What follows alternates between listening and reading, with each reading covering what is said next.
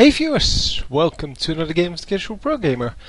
Today we are doing another game out of the MSI Pro Cup number 11, and this is hang on, FnaticRCTod versus mouzCCbiGs. And wow, those names, man. Anyway, it is Zerk versus Protoss, and yeah, we will see how that plays out. So we haven't seen this one yet in this tournament. At least I think no. We haven't seen this one yet. So this should be pretty interesting. We have seen a lot of Zerk versus Protoss in a previous tournament, because both of the round of fours and the finals on that tournament were, so the semi-finals and the finals were in fact Zerk versus Protoss. So normally this goes as a fast expansion for both of them, and yeah, we will see like gateway, pylon, gateway, cybernetics core, something else like an extra gateway to block this off with a cannon behind it. Oh, hang on, forge. That's what it is. See, I'm such a good player. I forget to put up the forge before actually going into the cannon. But as you can see, he's trying to well, just keep one of the mineral patches busy, and yeah, by keeping one of the mineral patches busy, he kind of denies that farm to his opponent. Finally going to snag a few minerals there, and yeah, this he's trying to prevent the expansion. That's what I'm trying to say here, because yeah, he was done harassing the mineral line, and he just wants to make sure that this expansion takes as long as possible, because there is no real alternative. This one is very far away and is really hard to defend, and yeah, if you don't expand over here, then holding this one is really difficult, because yeah, as you can see, you have to walk from here all the way over here and then all the way over here to get to your other base. So that's a long way, and the probe is getting chased out by these Zerglings, but they should have the same speed. So the probe will probably make it out safely, and yes, indeed it will.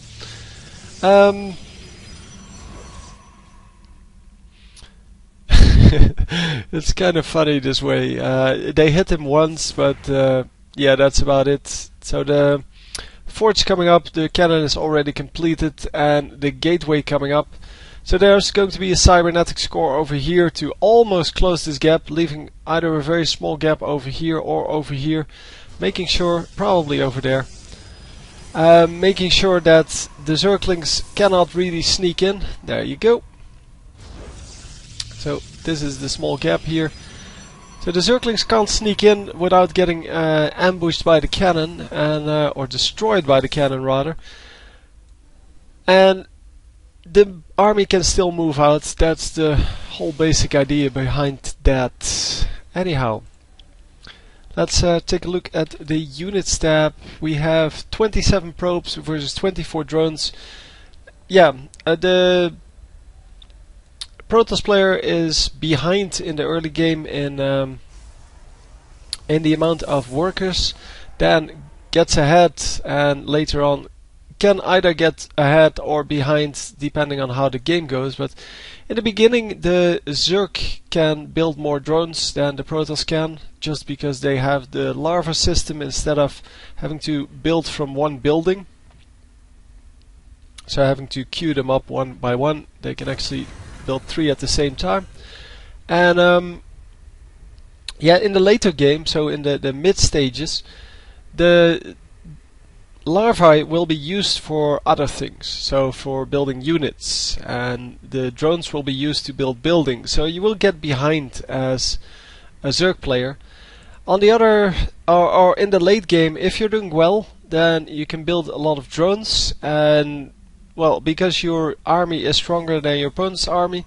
On the other hand, if you're not doing too well, you are going to need a lot of troops, and that diminishes the amount of drones you have even further. One Zergling is going to make it into the base, but not for very long. Bye bye. And more gateways are going to come up, and that's exactly why this gap is all the way over here, so that makes it very hard to sneak by. And you saw that 4 Zerglings got destroyed there, so you need 4 to just have 1 hit left on one of them. And all of that is done with just 1 cannon and some buildings that you would need anyway. So yeah, he did now scout everything. Let's see. Yeah, he did see all of these buildings. He did see all of these buildings, except for the new gateways, of course. But yeah, that's kind of logical. So he's going to take out this supply depot. I don't know why. Maybe he wants to build something over here, just to hide it a little bit. There's something pinging over here. That's pretty cute. It's a rocket-propelled car or something like that. No, I don't know what it is. It may be something from the lore or the storyline, whatever you want to call it. So we have 4 gateways over here. They're all now warp gates. 3 more coming up. And of course, the Zerg player hasn't seen those. He only saw the front one, and he may have seen this. Yeah, he did see the robotics facility. The robotics facility is making an immortal here, and after that it's going to make an observer. So yeah, the observer is of course very useful in this matchup because well, you have a lot of hidden units with Zerg. And is he going to sacrifice this guy? Wow. So the Immortal really good against these roaches, because roaches are armored and he does double damage to armored, I believe. Oh, actually more than double damage. It's, yeah, 2.5 times the damage. And that is of course a big deal. And yeah, the Immortals are really expensive. They take a long time to build, so you want to defend them as well as you can. And yeah, he's going to just move into a corner here so that he can't get surrounded. And that's exactly what the Zerg player hates. And those force fields are going to help him so much, because he can cut the enemy army in half and just take out half the army, almost getting one of the roaches there with the force fields. And that's why he has such a huge amount of these come on, what are you called? Sentries. So he's going to wall off behind him, losing only 1 stalker there. And for the rest, yeah, he demolished the whole army in front of him. And yeah, more coming in here. You lose a couple of the zealots, but the zealots really, they're just, yeah, they're just there to get killed. It's all about these Immortals. If they can stay alive, which they cannot, he will win the fight, and otherwise it's going to be hard. And it is indeed going to be a hard fight, because he is losing everything. So lots of roaches coming out, and that is because, well, 3 bases versus 2. Yeah, that's kind of the standard way to go. So the roaches, yeah, there's just a huge amount of roaches going on. And well, there are more. Oh, he blocked off the whole base, I think accidentally. I'm assuming accidentally. So yeah, he's going to destroy his own building here. I'm not sure if that was... It's probably an accident to actually let that finish, but he might have been building that to make sure that he can hold off these roaches for a little bit while his army is coming up. It's all about the cooldowns, and if you can delay the enemy's army a little bit, you may actually get the cooldowns on your warp gates back and be able to warp in a whole new bunch of units, because he has a lot of gateways by now. Warp gates. He has 7 warp gates, and that means that every round, every time they come off of cooldown, he can warp in 7 new units, assuming that he does have the money for that. And here's the roach army. He has the spot on that with the observer. The roach is going to split up half and half, and then going to split up even more when they reach here. But he does know that they're coming. He does know they're attacking this this thing. I'm assuming he can see this. So yeah, he's just waiting for it. And yeah, the Zergling's now coming into this new base, and he's going to have to defend that or give it up. He's going to give it up, and that is a very pricely thing, but it's always better than to lose your base. And he apparently didn't feel like he could take on that army. I have to agree with him here, because that army was pretty big. Those are 40 roaches and 38 Zerglings now. And the 3 Immortals and 11 Stalkers are not going to be able, even with the help of the sentries, not going to be able to, well, to work against that. And another base coming up here. And that will mean it's 4 versus 2. If that actually comes up, well, the Protoss is expanding as well, but he's not there yet. Once again, in some trouble if there's an attack incoming. Obviously going to build a couple of cannons here, but cannons are not going to hold off this army. So even if you build a whole lot of them, they're going to get destroyed. Let's just put that away. Yeah, the GUI takes up quite a lot of space. Hang on. We have 19 worker kills. Did I miss that, or did I just forget about it? I think I missed that. Sorry about that. I will get better if I do this often enough. So loads of infested Terrans coming in as well. Well, as well as the roaches, obviously. But the infested Terrans are going to be really good against the Immortals. And are they going to be able to pick off all of the army? No, not for now. The cannon in the fray now, but yeah, the roaches are just going to stream into the main base. They're going to take out the cybernetics core, making sure that no more stalkers can be produced. And that is going to suck. Because without stalkers or sentries, it's going to be really hard to go up against this army. I'm assuming he's making a new one somewhere. No? No, he's not making a new one anywhere. Okay. The roaches and infestors just retreating here. He did what he came to do apparently. And more... Oh, there's a Colossus coming in. One already out. And yeah, that's two outs. So there may be another cybernetics or robotics facility that I'm missing.